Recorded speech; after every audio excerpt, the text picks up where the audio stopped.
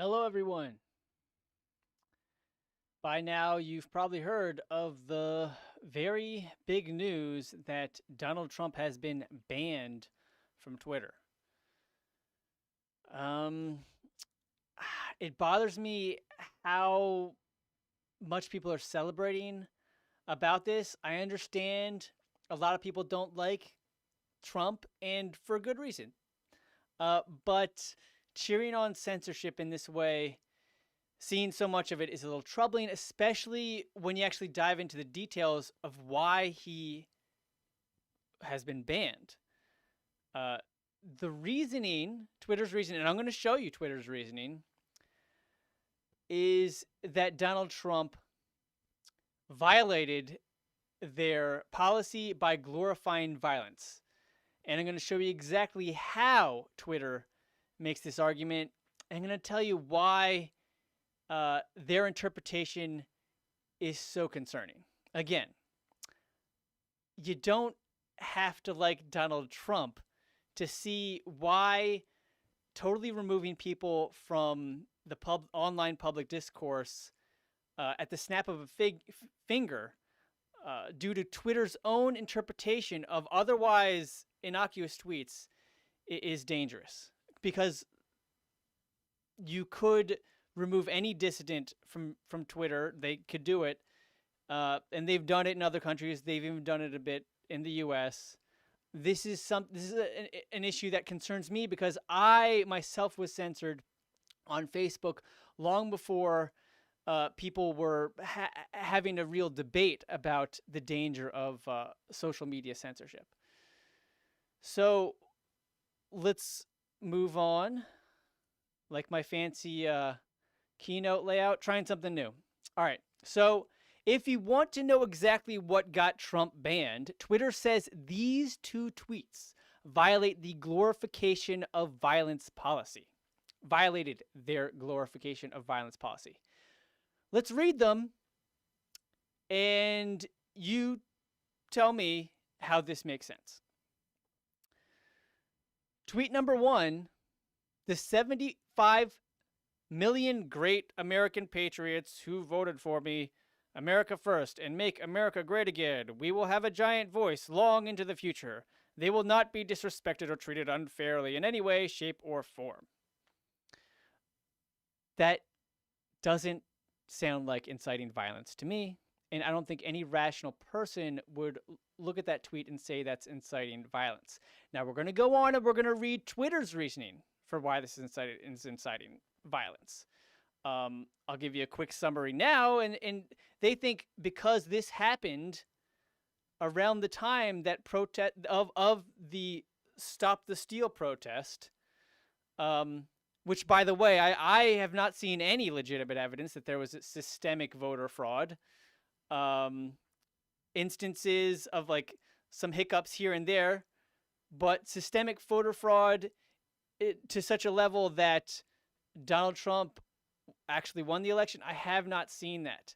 But that does not stop me from seeing how big a deal censoring people at the snap of a finger based on Twitter's own interpretation of what you're saying is inciting violence. I don't think anybody can look at these two tweets, would look at these two tweets and say that's inciting violence. It's quite a stretch to say the least that these tweets are inciting violence. But yeah, we're gonna get to it, to Twitter's logic. Number 2 tweet, quote, "To all those who have asked, I will not be going to inauguration on January 20th. That was the second tweet from Donald Trump that Twitter claims was inciting violence and rationalizes banning Donald Trump from Twitter forever because they say that was inciting violence. Let's move on. Okay, yeah, so really, these are literally the two tweets that did it. Now here's the overview. See, they mentioned these two tweets. And I'll read what they go on to say in the overview, then we'll go on to the assessment. Twitter says, due to the ongoing tensions in the United States and an uptick in the global conversation in regards to the people who violently stormed the Capitol on January 6th, 2021, these two tweets must be read in the context of broader events in the country and the ways in which the president's statements can be mobilized by different audiences, including to incite violence. Guys, anybody's tweets can be used to mobilize different audiences. One should not be responsible for what other people do as a result of their protected free speech. And this would fall under protected free speech. There's nothing illegal about, thanking people who showed up to a protest and mentioning that you're not going to Joe Biden's inauguration. Now, Twitter's interpreting this like, oh, they actually went on to say, because he is referring to these protesters, actually he's not even referring to the protesters, he's referring to everyone who voted for him as American patriots, quote, American patriots. Twitter goes on to say that just by referring to these people as American patriots, that he is supporting the violence. That's a stretch, to say the least, guys. All right. And there's examples of, if you go back to the 70s, the NAACP protesters, Mississippi tried to throw them in jail for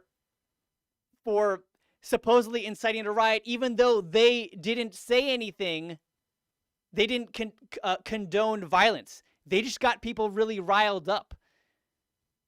If you say something really that riles people up, that should not ban you from online discourse. It shouldn't put you in jail.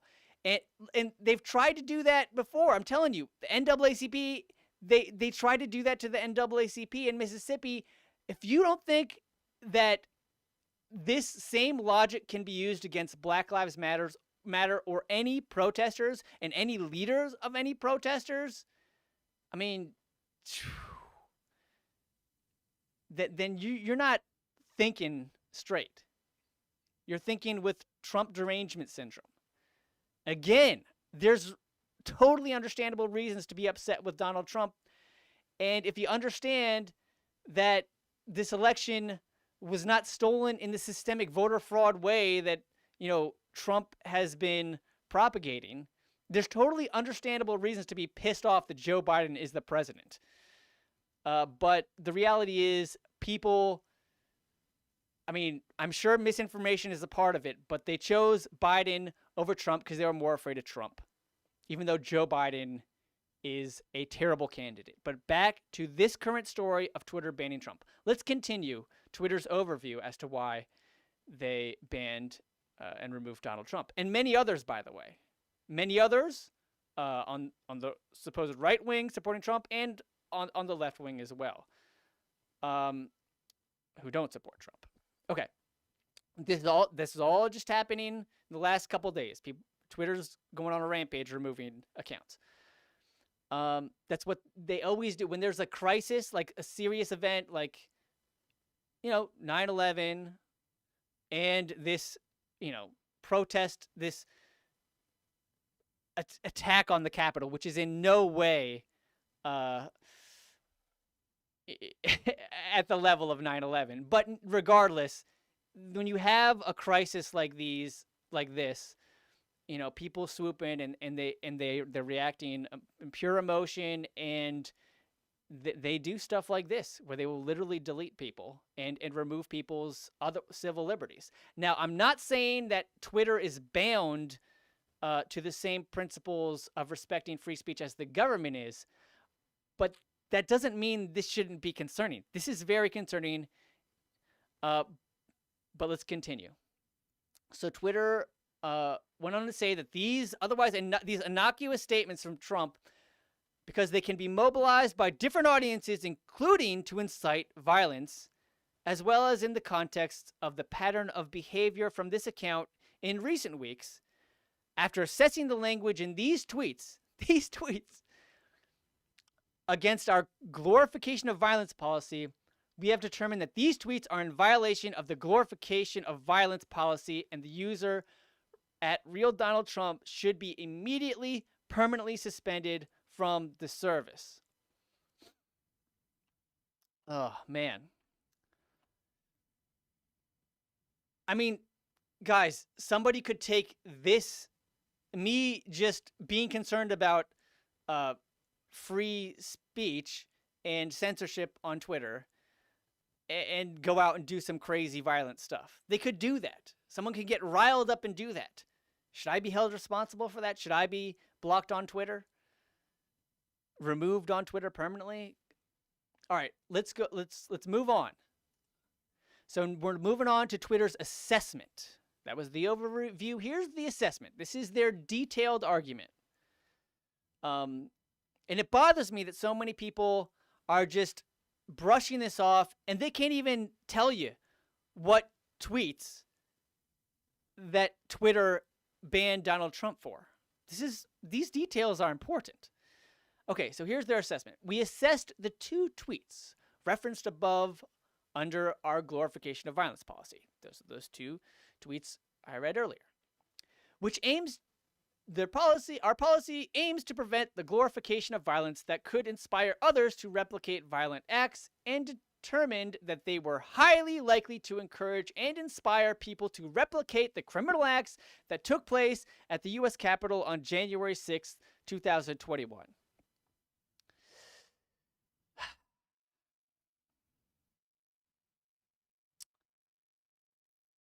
I mean, those tweets talking about how you're not going to an inauguration, to say that that is inciting violence is just so troubling to me that people don't see this as a bit odd, as a little, a bit scary. Not only because it obviously doesn't incite violence. Now, some people are saying, oh, he's speaking in code. Because I'm not going to the inauguration, you should attack the inauguration. Come on, guys. Anyone can make the argument that anything is inciting violence in code. That's code. Now, that doesn't sound like inciting violence, but that's code for inciting violence. Come on, guys. You can make that argument about anybody. And apparently they could, if there's enough people that hate you. Because they'll go along with it, like they're going along with this. I can't stress enough how much I don't like Donald Trump, but that doesn't mean, but I also don't like censorship. People say they don't like Donald Trump because he's a fascist, XYZ. Censorship, fascists love censorship. They loved it. All right, so, and also, guys, you think these tweets incite violence? These are bland tweets. But consider the notion that if people aren't allowed to express their rage, their anger, their dissent on Twitter, like that doesn't make them go, all right, I'm not going to be violent. I hate to say it, but I think human nature is that might make them more likely to go nuts physically. If you can't express yourself, with others online and now I know you could go to other sites, right? But those other sites are getting taken down too. All the other sites are banning Donald Trump as well, and accounts that support him. All right. Okay, so here's their determination based on a number of factors. Bullet point 1. President Trump's statement that he will not be attending the inauguration is being received by a number of his supporters as further confirmation that the election was not legitimate, and is seen as him disavowing his previous claim made via 2 tweets by his deputy chief of staff that there would be an orderly transition on January 20th. Bullet point number 2. The second tweet may also serve as encouragement to those potentially considering violent acts that the inauguration would be a, quote, safe target as he will not be attending. I don't know. It's kind of messed up that they're using the safe target in quotes because, to my knowledge, Trump never tweeted that out. This is 100% their interpretation that him announcing that he's not going to Biden's inauguration is speaking in code to his followers, saying that the inauguration is a safe target to attack. That's a huge, huge leap. That's a huge leap. You can't just, it's not right to interpret that tweet as inciting violence, but that's exactly what Twitter's doing. They're saying that he, and they say it may also serve as encouragement to those potentially considering violent acts. Well, if I say I hate the Democrats, I hate the Republicans, okay, that could also, to use Twitter's own language, that could serve as encouragement to those potentially considering violent acts. This is not good.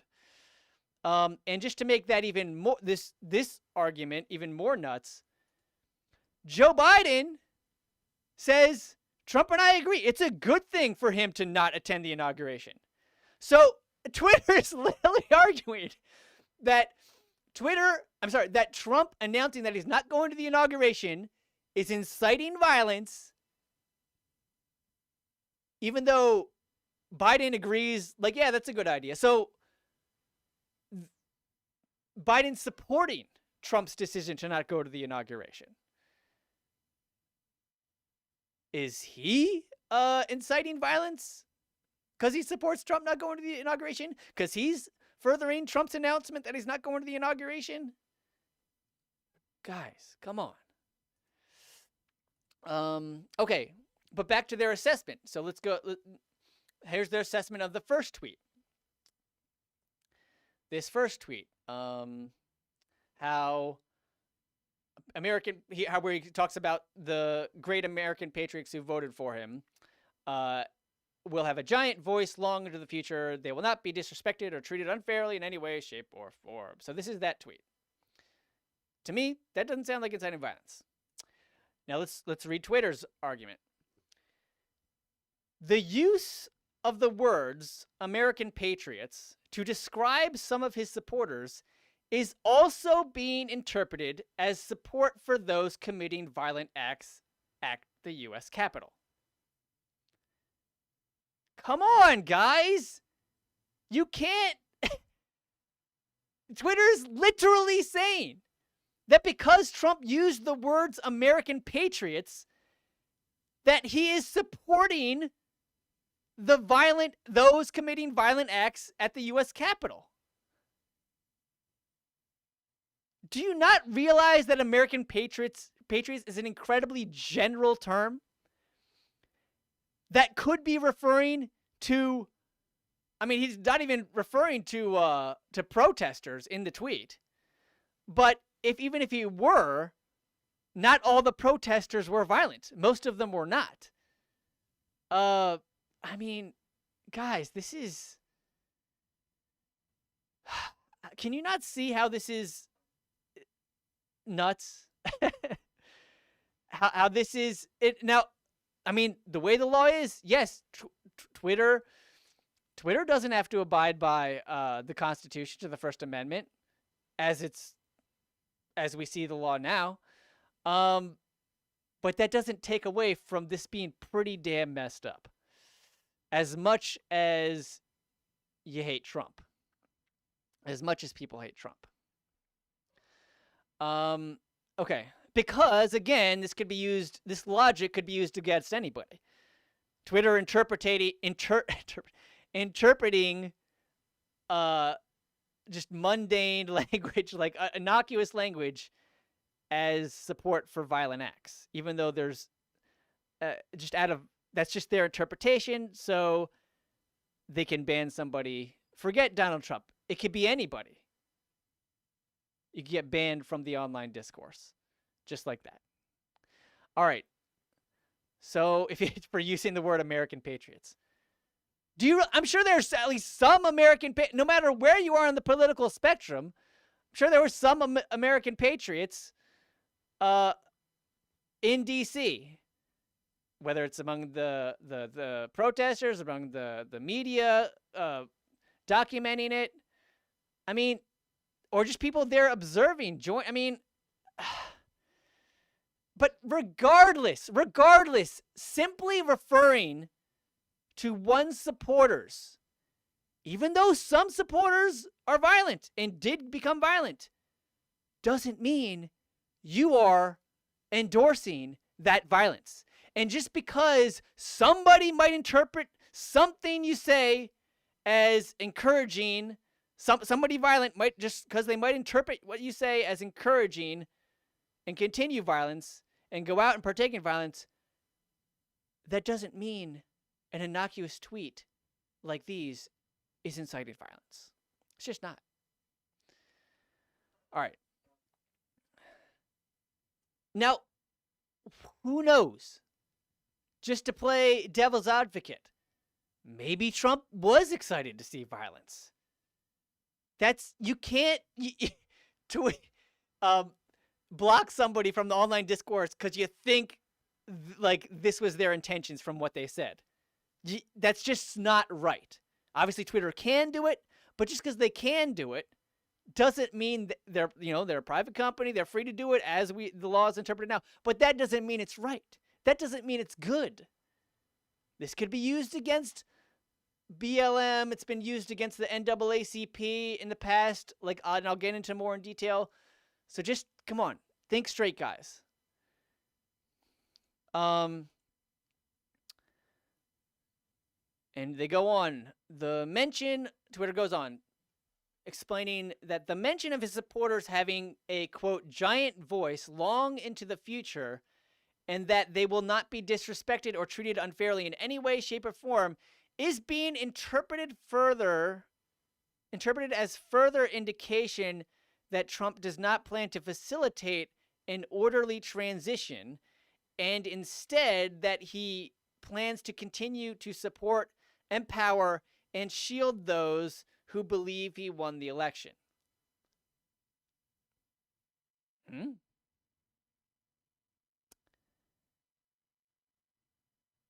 Guys, talking about how your supporters will have a giant voice long into the future.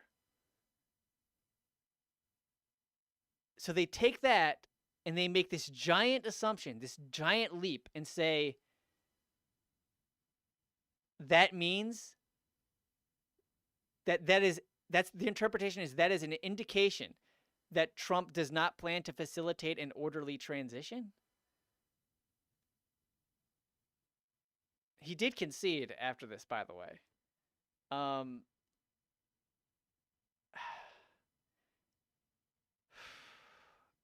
right. Last bullet point. Plans for future armed protests have already begun proliferating on and off Twitter, including a proposed secondary attack on the U.S. Capitol and State Capitol building on January 17, 2021. Okay, if there is a plan, and I believe they saw some posts on Parler, which is a social network where people can pretty much say what they want. That's my understanding. I don't know much about it.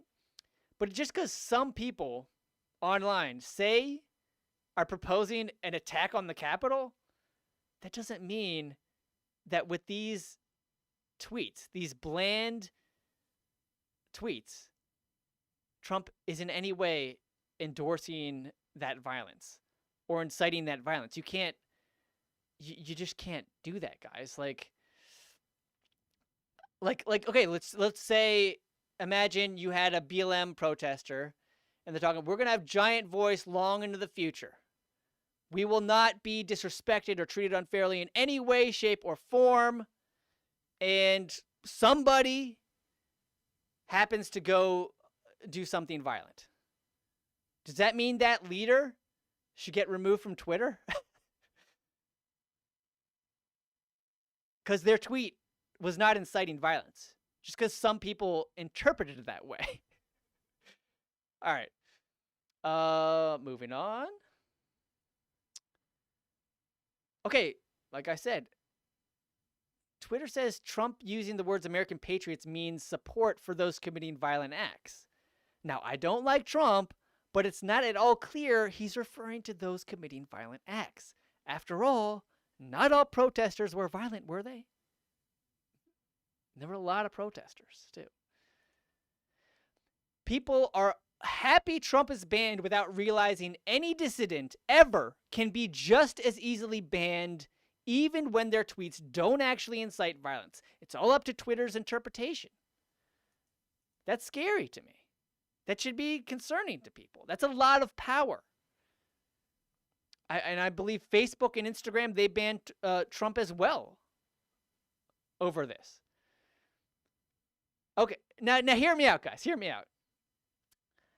Maybe we should protect the Capitol by actually protecting the Capitol instead of deleting and silencing people.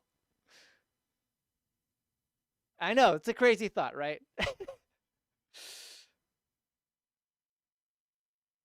You wouldn't believe, like, it's the pushback I'm getting from people over this. They say, oh, you're supporting Trump, you're supporting a fascist, you're a fascist. No, guys, no. The fascists like censorship. I don't like censorship. And I happen to not like Trump. That doesn't blind me from the fact that this is serious stuff happening. This is serious stuff that we shouldn't be celebrating just because it's Trump. This can be applied to other people, and it will be applied to other people. And it's happened to terrible effect in other countries. All right. By the way, you guys know, like, the police let the protesters in the Capitol. There's multiple a lot of camera footage showing this. In different spots of police just opening the gates, opening the door, stepping aside, letting the protesters in, even encouraging them, even saying, after opening the gates, come on, let's go, come on. That's a problem. If you're worried about and it's tragic that people did die. I believe they were all protesters. One officer might have been hurt and died, but I've seen opposing reporting on it, so I'm not sure about that. But yeah, it's tragic that protesters died, that anybody died, but how do you prevent that? You don't prevent that by silencing people on Twitter when clearly you could just fucking do your job and protect the actual Capitol. The people whose job it is to protect the Capitol could actually protect the fucking Capitol. You could do that instead of censoring people online. How could anybody argue with this? This is insane, but they are. For example, here's Geoff Campbell on Twitter. He was a Bernie supporter. He used to be sensible, but I think he's reacting out of Trump derangement syndrome here. I enjoyed stuff he used to tweet out, but this is one thing we disagree on. He says that me or anybody who's concerned about censorship, he goes, it's mask off for those who are spending the night upset that Trump got suspended. All right, when he was banned, I'm more upset about this abuse of power and the potential for abuse of power, this kind of power to be abused in the future by Twitter. It's so obvious how that's happening. And I just don't want that to get normalized just because, it made sense for Donald Trump, even though it's not clear if you actually dive into the details that this really makes sense. It doesn't make sense to me. All right. He goes, Trump being removed access by a private company for violating the rules has nothing to do with censoring the left. No, Jeff. Everybody, doesn't matter if you're in the left, right, center, whatever the fuck. This shows that you will be, or you can very well be removed. Not on any clear rules. This is not clear rules. This is Twitter interpreting otherwise totally plain tweets as inciting violence. And I responded to him. Anyway, so in this retweet, I just simply say, no, Jeff, concern about censorship is not a left-right issue. It's not. Number 2, concern about censorship has nothing to do with Trump. Number 3, concern about censorship is not supporting fascism. And how did he respond to that? He censored me. I got blocked. He blocked me. Come on, guys. The fascists like censorship. How are you going to... Come on. Did I do any... Was I inciting violence? No. Was I being rude? No. I'm just simply explaining totally calmly, totally courteously why his argument is bullshit. And he blocked me. And he used to follow me. He blocks me now. All right. So, and I used to follow him, but he blocked me, so I can't follow. I mean, it's just over that. Over speaking such basic common sense as, no, Jeff, just because you're concerned about censorship doesn't mean you have to love Donald Trump, or that it doesn't have anything to do with Donald Trump. Doesn't mean you're defending Donald Trump. And concern about censorship is not supporting fascism. Actually, fascism censors like mad. That's what the fascists like. All right, moving on. Yeah, so like I said, censorship is how fascists exhibit power, acquire power, and stay in power. Free speech defends against fascism. Now, I understand some of the stuff on if people are actually inciting violence, that's not good. I know there are limitations. Do you not realize that when you ban people, you make it hard? If they're talking online, it's a lot easier to recognize when they're inciting violence and prevent it.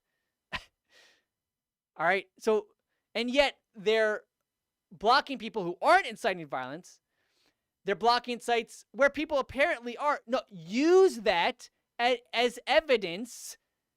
Charge them if it's illegal, if it's a violation, if they're really inciting violence, if it really, and observe them so you can prevent the violence.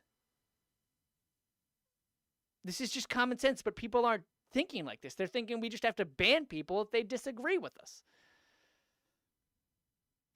And we have to remove them from discourse. That's what Jeff did. He just removed me from the discourse. All his followers, they just think, oh, basically he's blocking his followers. What I hate about blocking is you're blocking your followers from seeing another, not just yourself, but your followers from another point of view. Now, I understand, blocking if someone's like stalking you, if someone's really being rude, if someone's slandering you and libeling you. I understand that.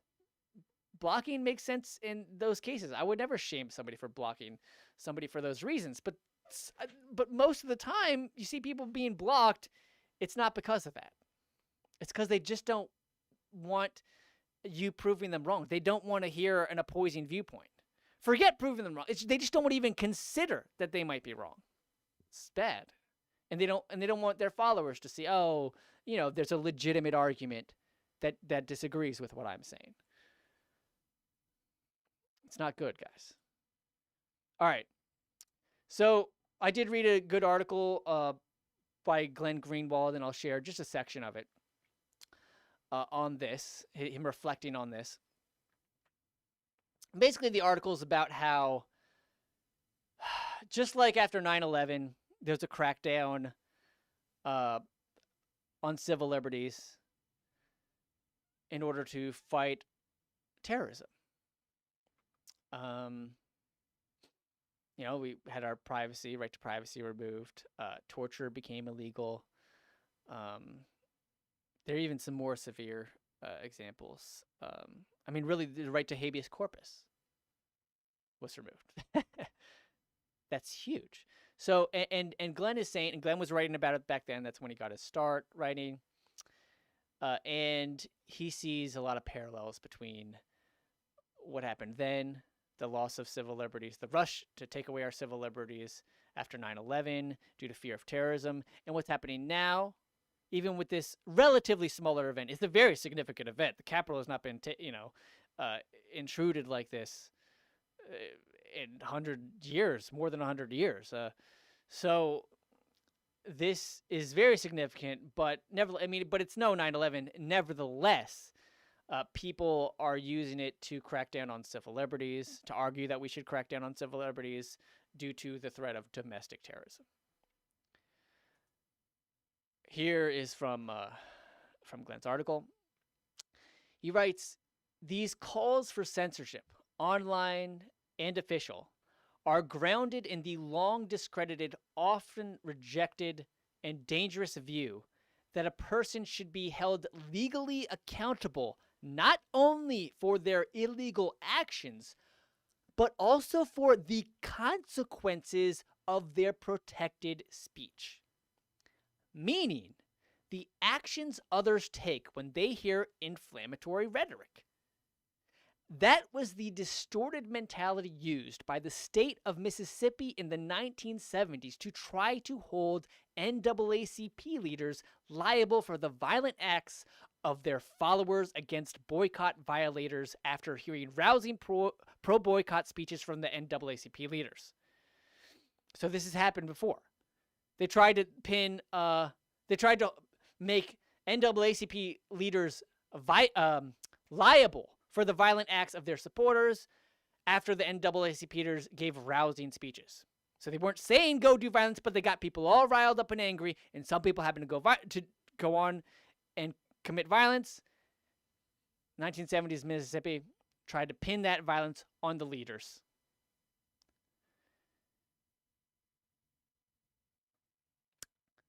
Now, in the Supreme Court in 1982, they unanimously rejected such efforts on the grounds that, quote, while the state legitimately may impose damages for the consequences of violent conduct, it may not award compensation for the consequences of nonviolent protected activity, adding that even, quote, advocacy of the use of force or violence does not remove speech from the protection of the First Amendment. So apparently those NAACP leaders went, I mean, apparently, according to this, seems like they actually advocated for the use of force, which Trump did not do in his tweets. Now, here's the thing. Even though the Supreme Court ruled that, okay, these people can't be liable for words, they can't be held liable for violent acts committed by others just because they got them riled up. So that was the Supreme Court's decision in 82. Now, here's the thing. Yes, I understand Twitter is not the government. And so a Supreme Court decision does not affect them, a private entity. But here's the thing, guys. I'm not arguing the legality. I mean, the legality should be argued, whether this should be allowed. That's a good debate. That's an important debate. But I'm not even arguing that. I'm arguing the principle. I'm just arguing the principle. And there's so many people on Twitter who are using this as a straw man, like, it's legal. You can't. So what are you talking about? Hello, just because something's legal doesn't mean it's good and right. You can argue I'm arguing the principle, you know? So I got all these lefties telling me that I shouldn't be arguing principle in this just because it's apparently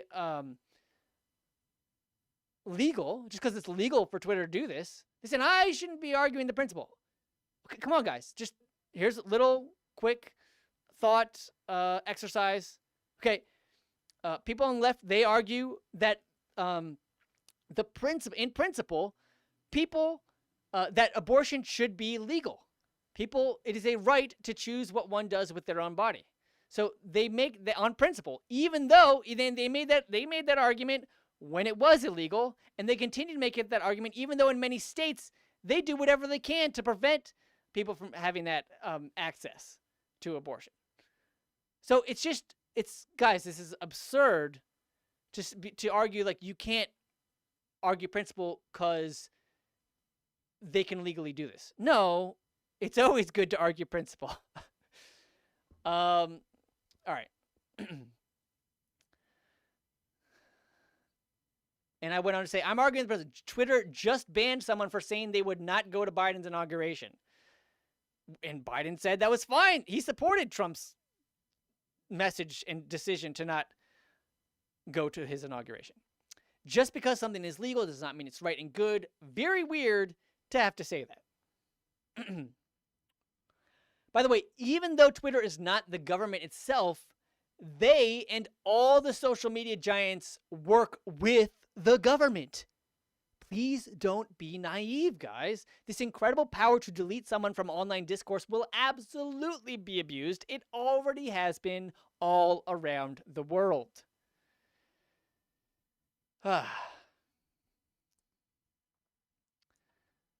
So that's what I got for you.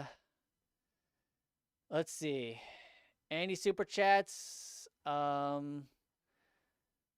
I got more I want to say. I really do. I'd like to talk about AOC. AOC started this year complaining about the F word.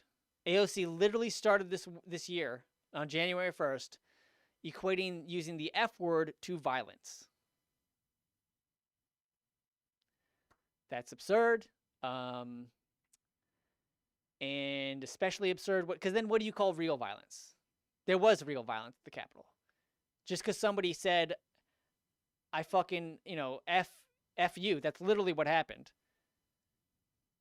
Jimmy Dore said F you. F her. F anybody who protects her ridiculous argument that she shouldn't push for Medicare for all just because for bullshit reasons. Sorry, I'm losing it, guys. But anyway, so that whole bit of AOC comparing words to violence, equating words to violence is dangerous. Because then think about that. I mean, that's basically what Twitter's doing in a way. These are just words that Trump tweeted out, totally plain tweets, but they're interpreted as inciting violence. Not good, guys. Just think about, how would you feel, to those who hate Trump, understandably, how would you feel if Trump had the power? Would it be right for Trump to be able to look at a tweet, totally plain tweet, and say, let's say Black Lives Matter, because I know some of the protests did get violent, at least towards property, right, guys? I'm sure there's examples of people getting hurt too, but primarily property. And imagine Trump just pointing that out and saying, just by supporting BLM, just by people getting riled up, you have incited violence and you will be removed from online discourse. How fucked up would that be? That's fucked up. And people are saying, okay, it's the president. He still has a huge audience. What's going on here? And there we go. Okay, so people are saying that it doesn't matter. It's Trump. He's got a huge audience. He can go to other websites. Well, first of all, I believe Facebook and Instagram banned him as well. They're like, oh, well, he can just do a press conference and he gets on the news. Guys, this was a huge part of his reach was Twitter. But forget Trump. Just take a normal person, a normal activist for any cause that you support. What happens if Twitter bans them? They're not one of the most powerful, popular people in the world. How are they going to get their message out? How are they going to get a word in in on the public discourse. Scary stuff, guys. Really scary stuff.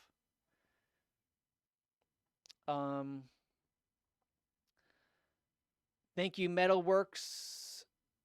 Says, thanks for being one of the few sane left-leaning people on this topic. I feel a little less alone now. This is not a left or right issue. Susan, thank you. All right, well, what do you think, guys? I'll read a couple of your comments before I log off. Oz Whistles says, censoring social media is the first step to cutting access to your bank account. This is all getting uncomfortably close to this shit in Revelations. Okay. I don't know about Revelations, but this is a big concern. And interesting, you mentioned cutting off access to one's bank account. Well, obviously that's not happening here.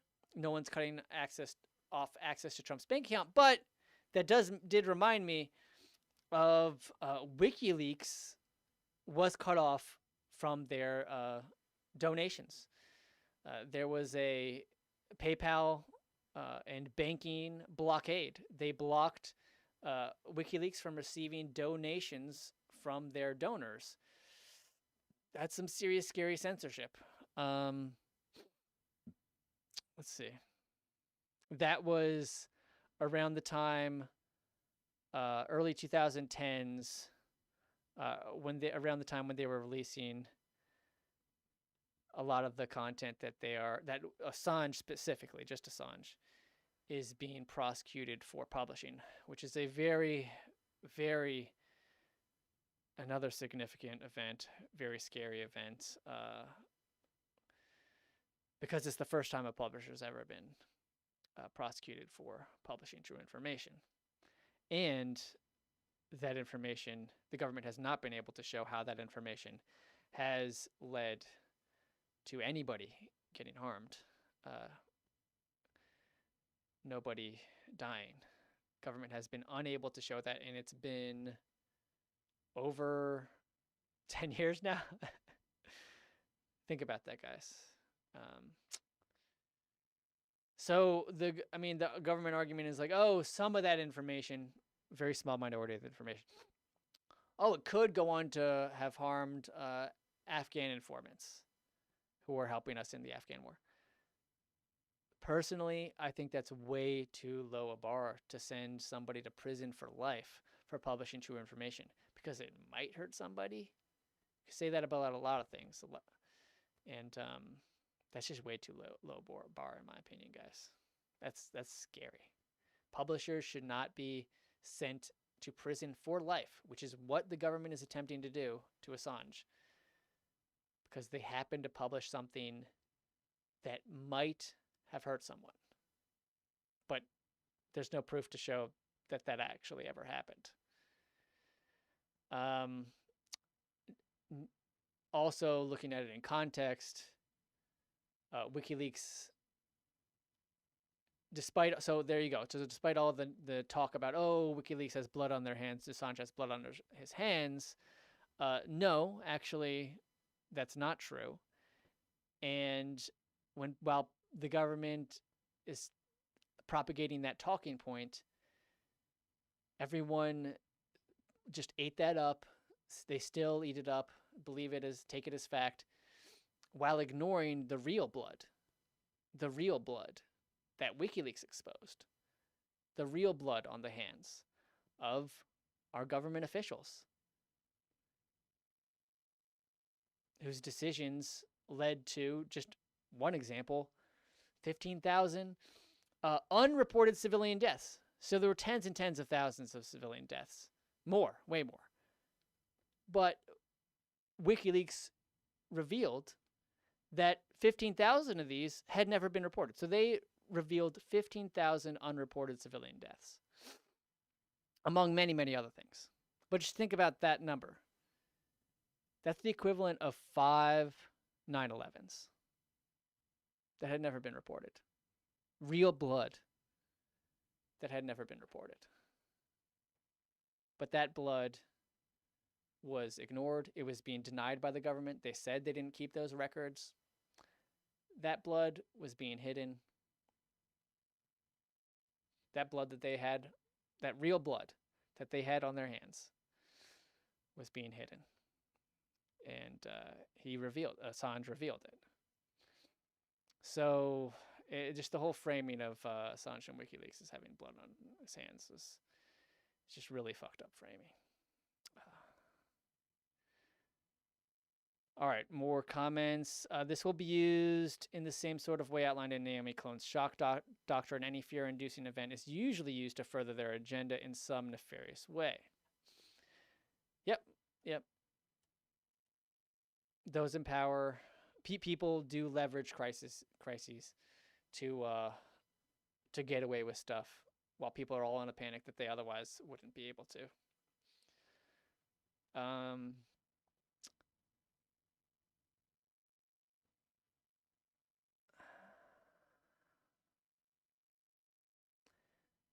Fellow citizen says, what about using Parler or Tor or Signal? You must be automatically inciting violence by somewhat evading the panopticon.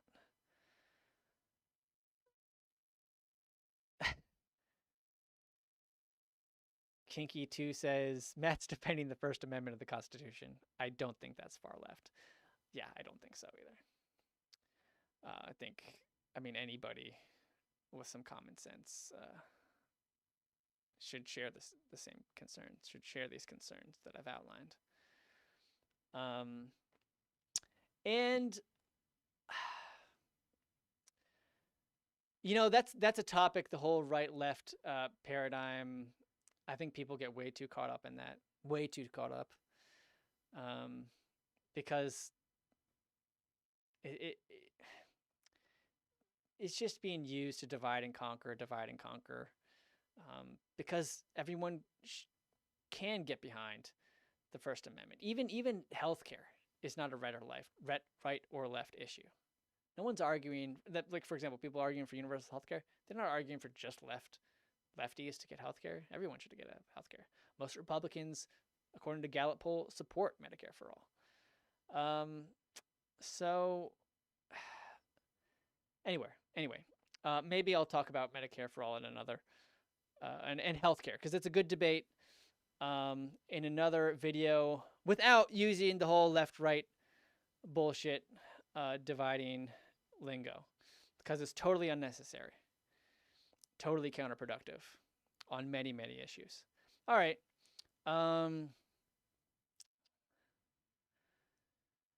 Tay-Ray88 says the BDS movement might be banned from Twitter and from Facebook and Twitter now.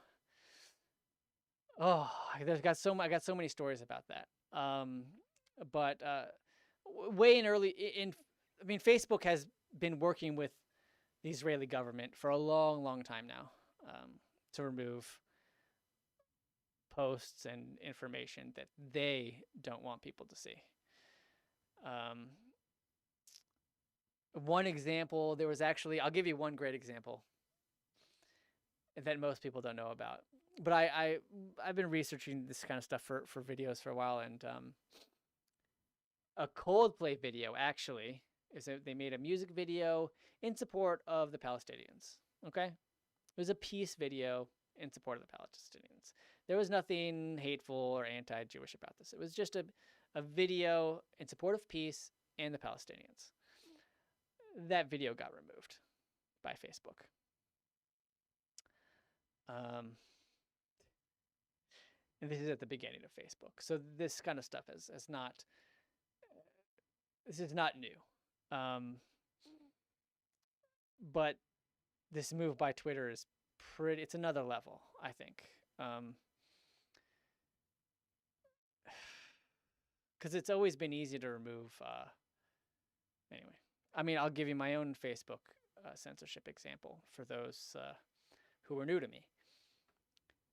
In 2016, I discovered that PBS had censored the Green Party candidate, Jill Stein, from speaking about the Trans-Pacific Partnership and from speaking any criticisms of Hillary Clinton. I was able to determine this. I saw PBS's broadcast interview with Stein, the television broadcast version, and there was a very odd cut. I was like, that's an odd cut. So luckily, and credit to PBS, they did have a live streamed version. It was such horrible quality that it was equivalent to reading shredded paper. I'm not kidding. But I basically pieced it together like one would tape together shredded paper to see what the full live stream, what the full unedited interview was, and to see what exactly they cut out. And yeah, and like I said, it was clear that they cut out, and I easily, showed people that they had cut out all criticism of the Trans-Pacific Partnership and all criticism of Hillary Clinton. So, and now here's where it gets crazy, guys, is I put that video on Facebook exposing this censorship from PBS, and my video exposing censorship got censored by Facebook. It got removed by Facebook. It had gotten like 100,000 views in like 24 hours or something. And again, and this was from a page where I had literally just started. So I had no followers, and for it to spread that fast, it was spreading fast, and they fucking removed it. Never gave me a notification. This was back when they didn't even give me a notification. Nowadays, they'll give you a little more details about why they removed it. There was no notification. The only way I found out is because people who had shared the video contacted me asking why it had been removed, and they sent me screenshots of Facebook telling them that it was removed because of community standards, Facebook community standards, which is just general bullshit. I looked at those community standards, and in none of those standards did it make sense to remove my video. So, I mean, just anyway, so that is one of the reasons why I am concerned about censorship. It happened to me. I know this is not conspiracy theory talk. This is real. This is real stuff. And forget my experience. I mean, just history. Look at history. Thank you, Large Marge. Thank you very much. And my experience with censorship actually goes even farther back.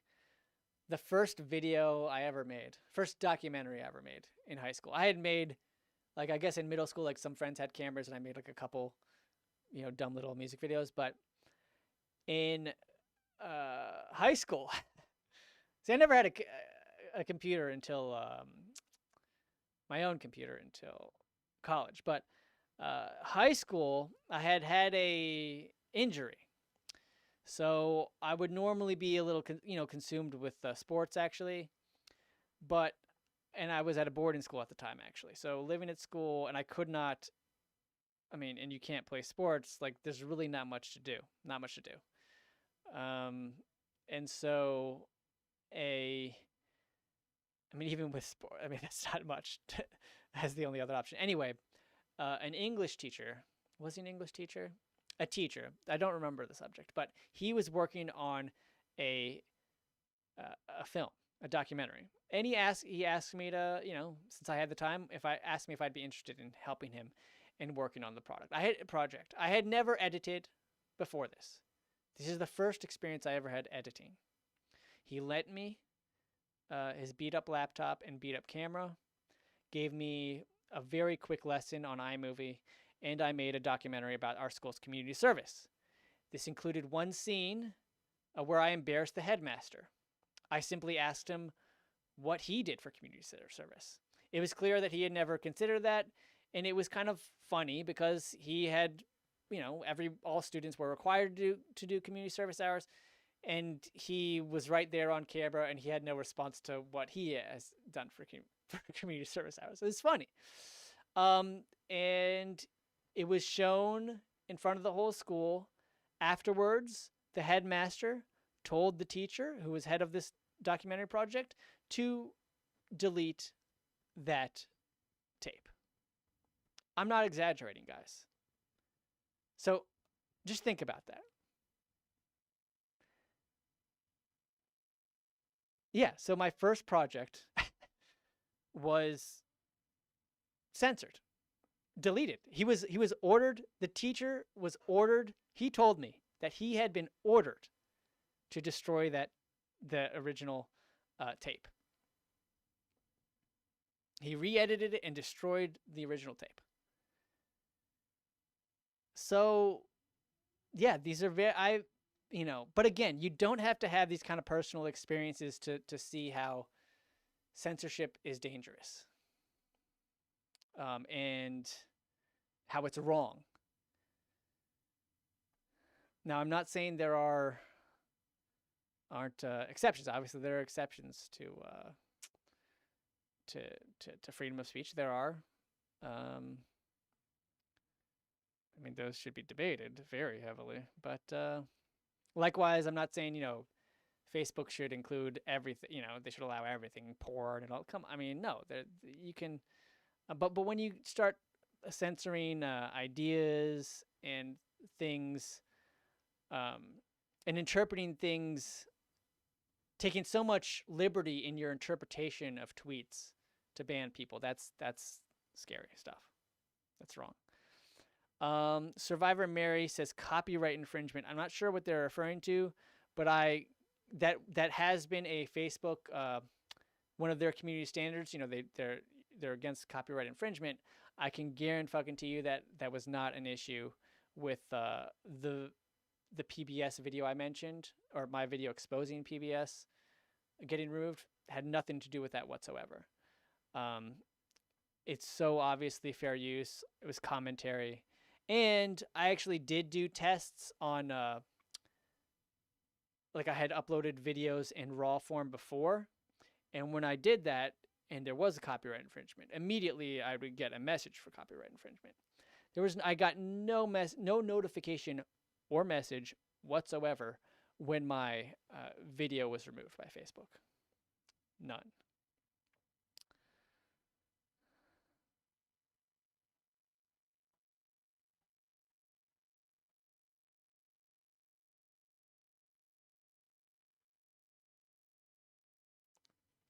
Oz Whistles says banning Trump makes him stronger. Wait and watch. Huh. Well, I'm not sure about that. It's very possible. This surely legitimizes the issues he raises with the power of Silicon Valley and social media monopolies, giants. This definitely validates those concerns.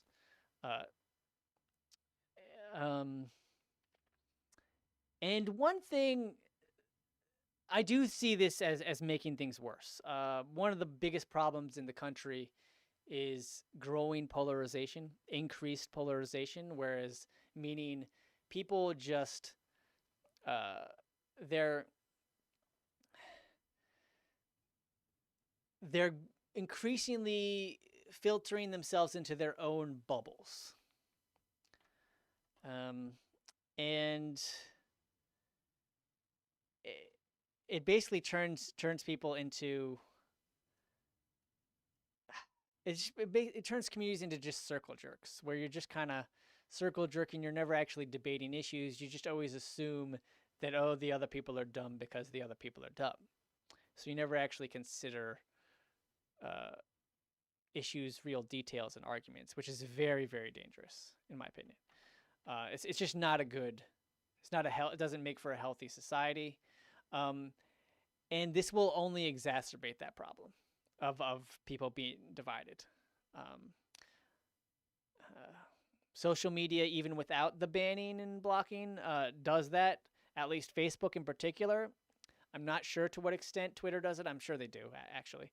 But probably not as bad as Facebook. So Facebook will literally just show you stuff that they know you want to see, that basically validates your views. And when they do show you stuff that you don't like, it's only stuff to make you super, super angry. And so you really only see um, um, stuff that validates your beliefs and stuff that, and basically the most extreme content that you would disagree with. You see, so you get this picture that everyone that disagrees with you on this one issue is an extremist. That's not true. There's usually a lot of common sense arguments on issues. That's why there are issues. Yeah. And in the same way that, people on either side of the political aisle agree that foreign wars based on lies, costly, counterproductive, deadly foreign wars based on lies is a horrible idea. Those are mistakes. Those are mistakes. I see no reason why, both sides of the aisle can't agree on many other issues too. And it appears that they are increasingly doing so. For example, universal healthcare, the topic of universal healthcare.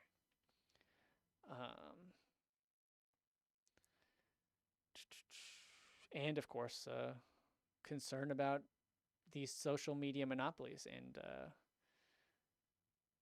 and concern for the First Amendment. Let's see, what else?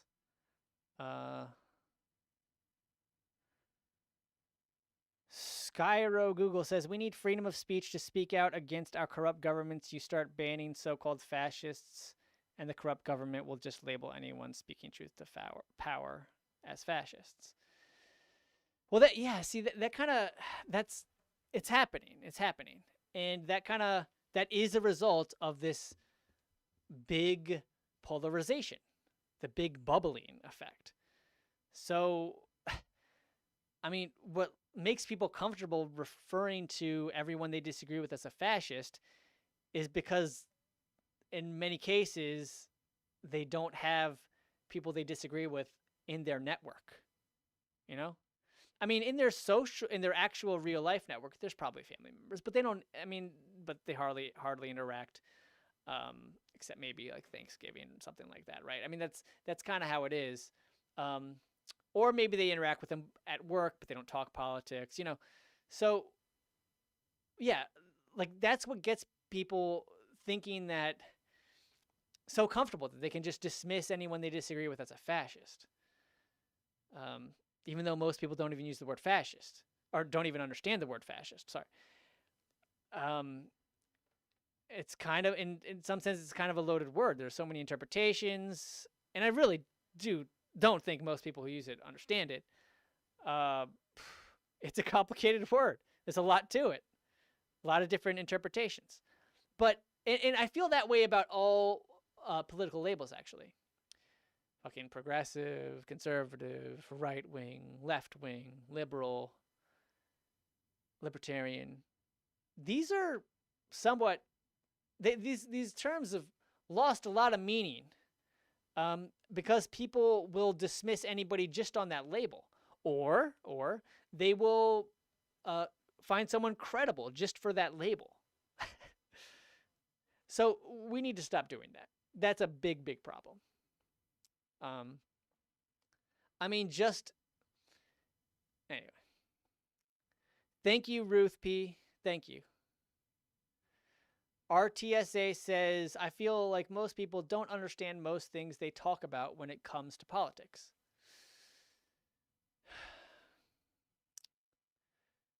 Maybe. Maybe. Certainly, when people talk about politics,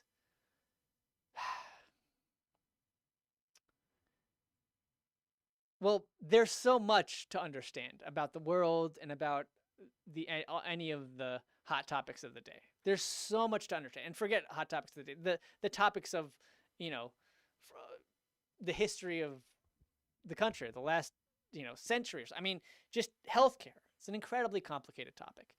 And it's, and I do think many people, it's may even be human nature to kind of, some do this a little more than others, but you kind of get the feeling that, oh, you read one article or something, or you heard something from somewhere, and you're like, I know more about this. I know what I'm talking about. But there's so much information. There's so much information. These issues are very complex. And if people went into discussions, whether it's on Twitter or real life, without that mindset that they know more than everyone else, or even that they are well, then needless to say, I think people would, you'd learn more. People would learn more. Skaroo Google says, agreed, labels are definitely dividing us. Fellow Citizen says, yes, divide and conquer process involves deliberate hollowing out of the terminology. Makes it even more complex to convey simple ideas without getting tangled in semantics and tussles. That's another thing. That's another reason I say, let's really try to, like in this new year, let's really try to avoid like these terms, these labels. Progressive, lefty, righty, conservative, liberal, libertarian, because at the very least, it kind of muddies our talk. Just get to the meat. Forget the labels. The label doesn't change the meat of your points. So just talk about the points. And it's good because one, you're cutting straight to the chase. Two, you're not going to turn anybody off who is really into these labels, who is religious about these labels. People are religious about these labels.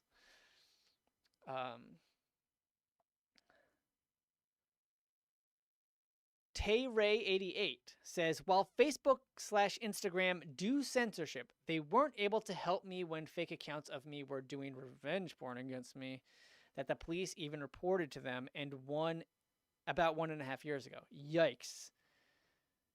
That's awful, TayRay. Jesus.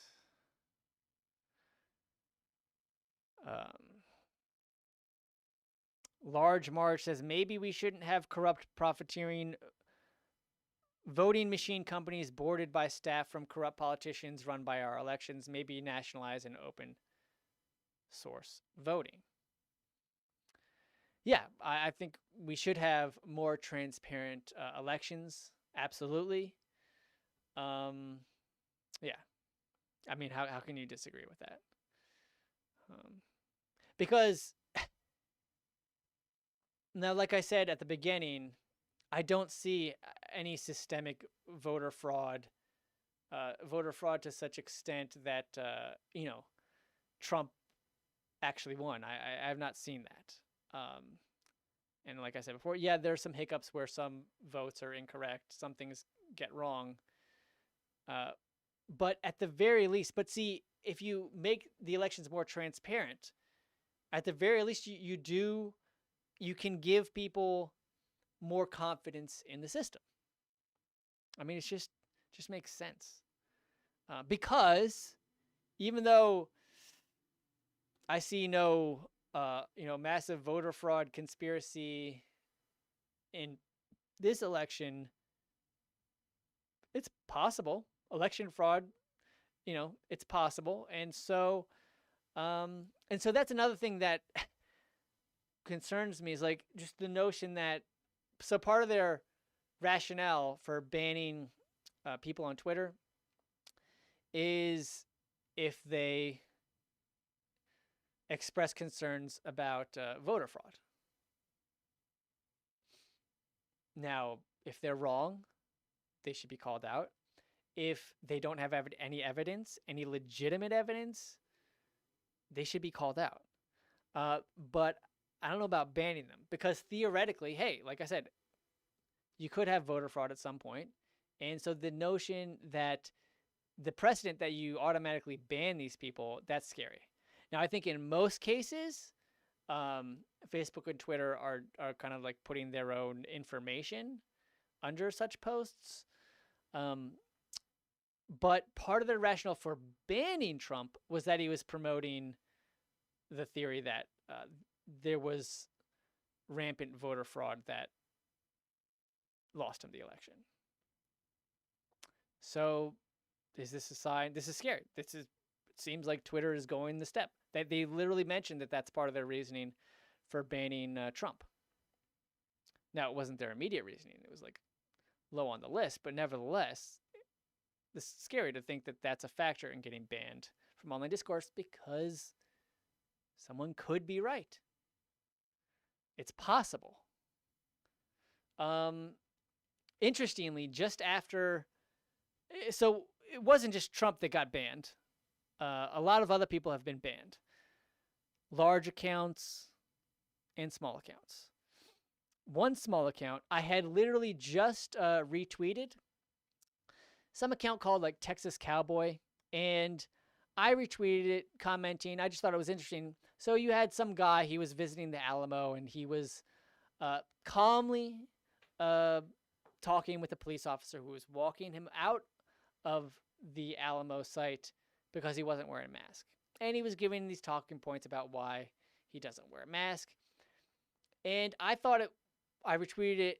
I thought it was interesting that he was repeating the same talking points as Dr. Fauci originally did about what Dr. Fauci said.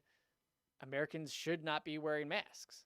Everyone should not have to wear a mask. Everyone should not be worried about wearing a mask. Fauci actually said that, Dr. Fauci. And I just found it, the reason I shared this is I just thought it was so interesting that the same people who were demonizing this Texas Cowboy were worshiping Fauci, who had literally, who was directly responsible for spreading these anti-mask talking points. I'm in DC and I see yard signs that literally say, "Thank you, Dr. Fauci," all over the place. They're worshiping him. Now, here's the thing. Now, just so everyone knows, Fauci did change his tune, then started supporting masks. It seems like masks do help keep people safe. So I don't want anyone to get the wrong message. But the crazy thing, the reason I brought this up is, so that Texas guy account, that's removed. Fauci's not removed. Fauci will not get removed. So it just shows that, it's a dangerous situation because when you ban people accounts, but allow some, that's just totally unfair, and it does not prevent misinformation from getting out. Because government can be wrong. Government officials can be wrong. They often are. Look at the Iraq War. That's one of the classic examples.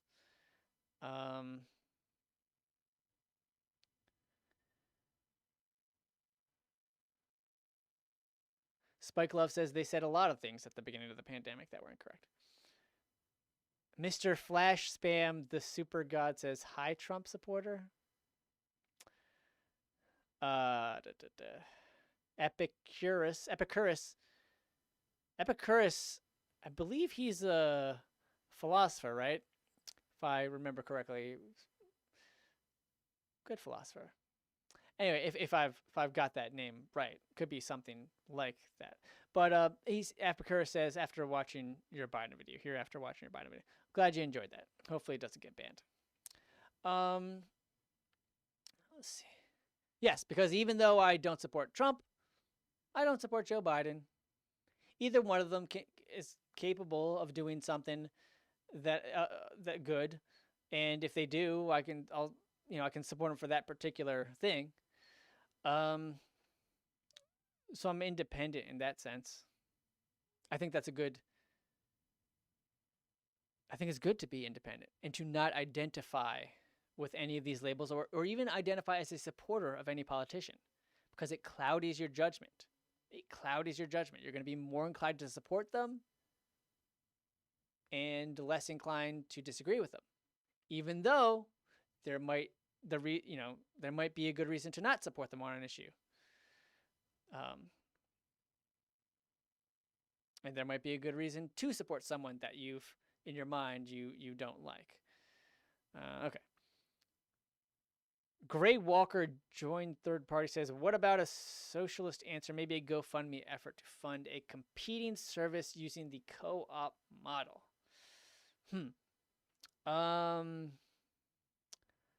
service like what? Maybe I missed that part. If we're talking social media, they're all alternative sites.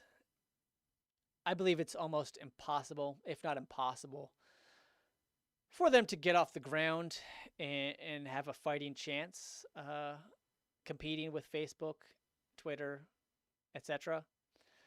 I'll give you two stories. Well, one, Instagram was getting popular, and Facebook just fucking bought them. So they're no competition to Facebook anymore. That's what monopolies do. That's classic monopoly. They're so big, they can just, you can't compete with them because they'll just fucking buy you out. And in another example, there's minds.com, which I recommend checking out. But Facebook literally would censor their website. So nobody on Facebook could share this alternative website, minds.com. Even in the messages, guys. I don't know if that's still the case, but that was the case a few years ago when I spoke with the CEO of minds.com. At the time, I mean, and I brought that to his attention. That the messages were being censored. He had known the posts were being censored. But even the messages, which is really scary stuff. So if that's the case, how, I mean, it's hard to see how, I mean, whatever the ideology, if there's any ideology of the site, like how they can compete. David Otness, hey Matt, got your late, good to see you and hear you, bro. Thanks, David.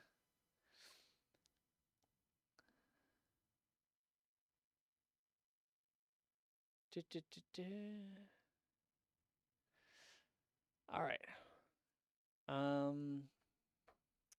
Ruth P says claiming people are fending for fascists when they're fighting censorship reminds me of the "if you're not with us, you are against us" routine when invading Iraq and enforcing the Patriot Act. Yes, it does remind me of that too. Tara says I miss the MySpace times in the 2000s. David Otness says they got permanently banned from Facebook 3 months ago for anti-Nazi posts, ones that were illustrated by Nazi memes, but my written context was totally opposite consistently. That reminds me of a YouTube video that I have that's all about reformed Nazis and KKK members. And there's one scene that I think is hilarious, where the KKK guy, he invited his black friend to a Klan rally. This guy, Daryl Davis, is an amazing guy, who thought, hey, he had the crazy thought, and he's just curious, like, why do these KKK people hate me? And so this black man, Daryl Davis, he set out to find out, and some KKK people actually, were open to dialogue with him. Anyway, so there's a scene where, in the video, where the KKK member, he's at the rally with his black friend, Daryl Davis, and he yells out to the crowd who were upset that Daryl came, the black man, and he says, "I have more in common with that black man than all you white N-words out there." So he's obviously not using the N-word in a hateful tone. If anything, it's being he's clearly expressing his disgust with KKK members for their bigotry, and they're not accepting his friend. But because that N-word was used, my video, remember, that's all about reforming and reformed KKK and Nazi members, Nazis. It got censored because it just used the N-word, even though the context is like totally opposite of how the N-word would normally be taken. Um, it's just or at least normally in a KKK uh, context. So obviously the N-word is used casually by many people in a non-hateful way, even as a term of endearment. But so that video with that scene was censored because it limited in the way that it limited anyone younger than 18 years of age from watching it. I believe that was eventually over. I appealed that, and eventually that was overturned. But it was also demonetized, and demonetized videos are suppressed videos. This has now YouTube denied this, and as they denied this a few years ago, a Norwegian independent, very comprehensive study came out. They took, scientific study with tons of data, and they analyzed the performance of monetized videos versus demonetized videos. And they found that the demonetized videos were promoted less as a recommended video. They were recommended less than regular monetized videos. Now, this makes sense from a for-profit corporate perspective, right?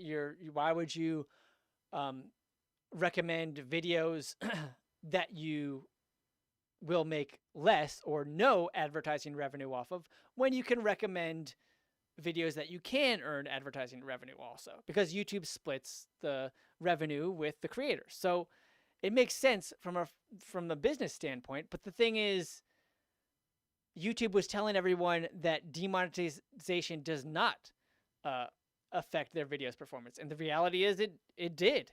And it probably does. Now, the study I'm citing, I will say, is I think it was around 2017. So, maybe they changed the algorithm, but, who knows?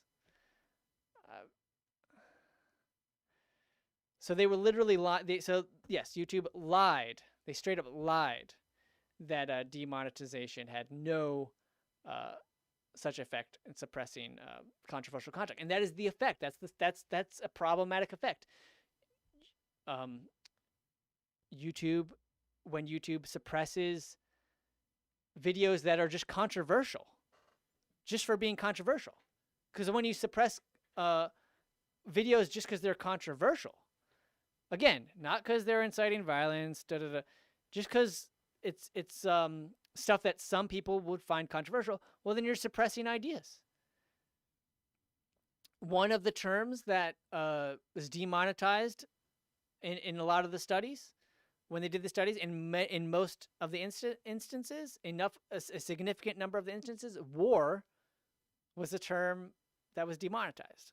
That's a pretty serious topic to be talking about. And, someone mentioned the Iraq War. Just think about how fucked up it is that, so CNN and all, they can talk about war. They won't get demonetized. Their advertisers don't give a damn. Their videos on YouTube won't get demonetized. But if a regular person or anyone with an alternative point of view on the war, that, for example, maybe we shouldn't go to war until we have all the details, controversial, I know, but they will get demonetized by YouTube. It happened to me. What else? So much to talk about.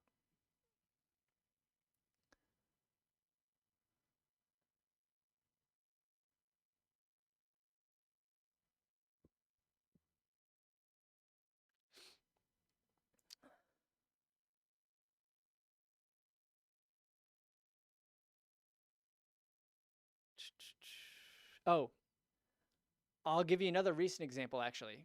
So I did an interview with somebody from a very popular podcast that's all about making fun of QAnon. And I invited him for the interview after QAnon was singled out on Twitter for violating their terms of service.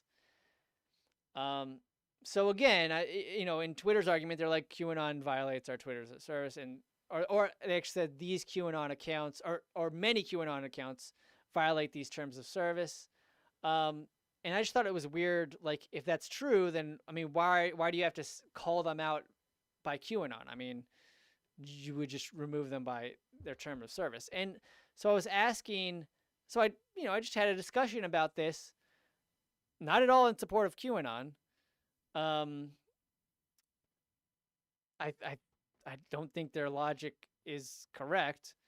I mean, there's grains of truth in like every ideology, even in, I mean, like, yeah, QAnon's right. People don't like Donald Trump. I think there's evidence that people in the intelligence community don't like Donald Trump too. But where they get it wrong is, that's a grain of truth, but people in the intelligence community also do support Donald Trump. He got standing ovation at CIA headquarters, I believe. But, all right, my face is cut off. Let's see if I can fix that. God damn it. But anyway, what was I saying? Oh, yeah. So my interview with this guy who's entirely dedicated to debunking QAnon. So he's not a QAnon supporter. Just me having this discussion with him about how QAnon got called out and removed by Twitter, that got demonetized because it was too controversial. I think they might have even said that it was may support violence in some way. Could support violence, which is, I mean, it's absolutely absurd. There was no such talk of violence. We were just talking about the theory of removing or the rationale and the logic and the principles behind removing, behind calling out QAnon by name, rather than just removing them as other accounts that violate their terms. And also because, and I was also questioning them, like, how are they any more, dangerous than, like, it seems to me, I think QAnon is a religion, and I think they're wrong. They have religious beliefs. And it's very difficult for them to be convinced otherwise. It's a religion. And so my thinking is, it's just, I mean, are you going to ban other religions? I mentioned, Christianity and Islam. There are some people in those religions that turn violent. And the logic behind calling out QAnon and singling out them was, this guy explained to me, and Twitter explained, well, some QAnon people have turned violent. Some. Okay, and like I said, you could say the same thing about Christians and Muslims. I mean, that doesn't mean you can systematically, call out and delete a bunch of these accounts because they're Christian or Muslim. And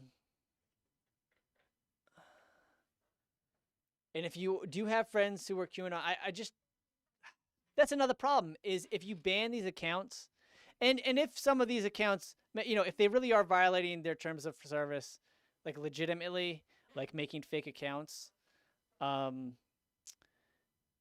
that's, to me, is a legitimate, you can, if you're making fake accounts and that's against Twitter's terms of service, and spamming people, if it really is spam, sure. I mean, a social media site can remove somebody for that. But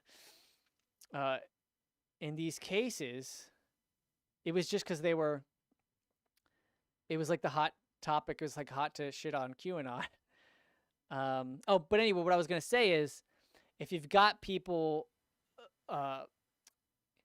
excuse me, that by suspending QAnon accounts and singling them out, targeting them from online discourse on a mainstream social media platform like Twitter, you're going to make it a lot harder to get through to those people. Because now you've just exacerbated their bubble. You've just put them in a more fortified bubble. Now, I'm not saying, these religiously QAnon people are easy to convince that they're wrong about some, their beliefs, but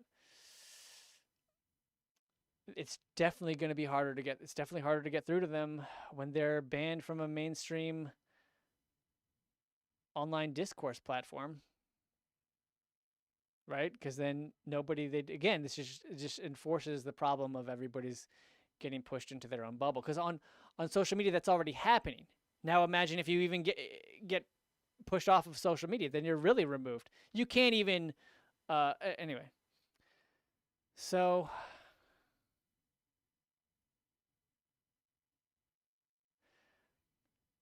Kinky2 says, I have a friend that was a Dem and voted for Obama, then suddenly turned Q and voted for Trump. Scary.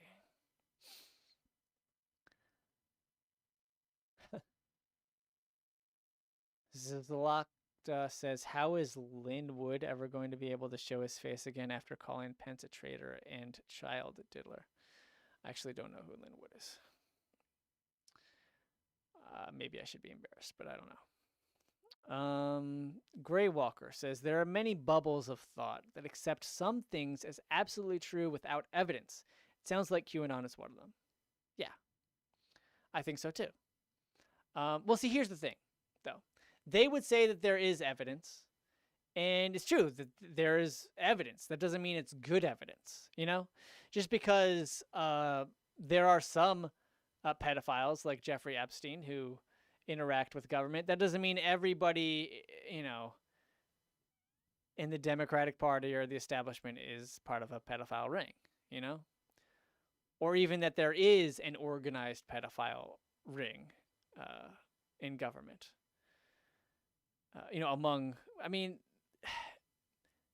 You see what I'm saying? So yeah, sure, there's some abusive pedophiles in powerful positions. That doesn't mean it's this very large organized community of just pedophiles like in the Democratic Party or the Republican Party or any political party,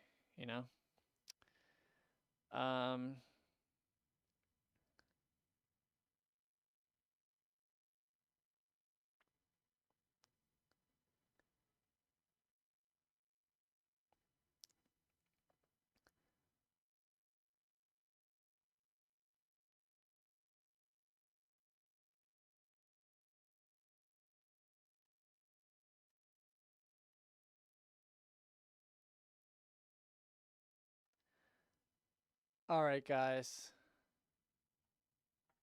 Any last thoughts? Well, send me those chats. Give me something good to end on. Someone hook me up with a super chat to end on. Am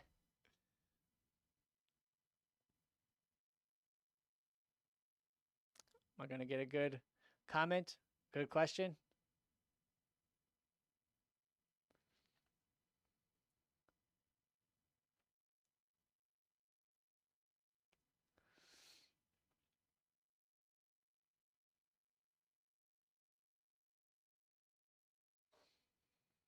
All right, guys. Oh.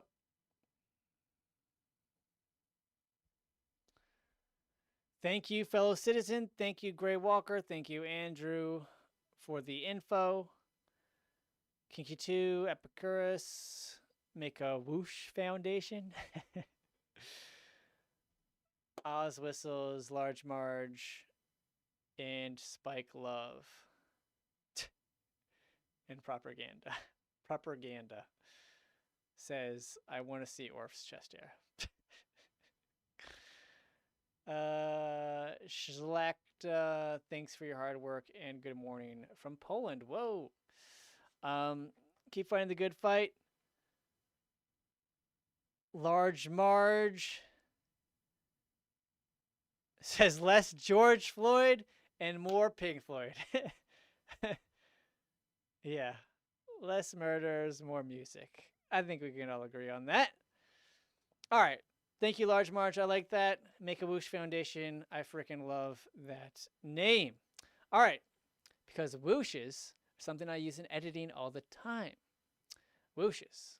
Yep, that's right. Sometimes some people call them swooshes, some people call them whooshes. Anyway, maybe I'll make a video about editing another time. This has been a long discussion. Hopefully not too much of a rant. It has been a rant, though, about censorship that started with the really significant news of Twitter banning Donald Trump. The details of which are very interesting, very concerning for some of us. All right. Some of us being anyone that is concerned about abuse of power and concerned about censorship. Okay. Thanks all for watching. Phil Blair says, "What is whooshes? Whooshes is a type of sound effect. It's like a whoosh. It's a term for a type of sound effect that is used often in video editing audio to transition. So everybody, watch out for whooshes. I bet you'll watch out for them. They're in commercials and videos all the time. And watch out for censorship. Thanks so much. Have a good night, everyone.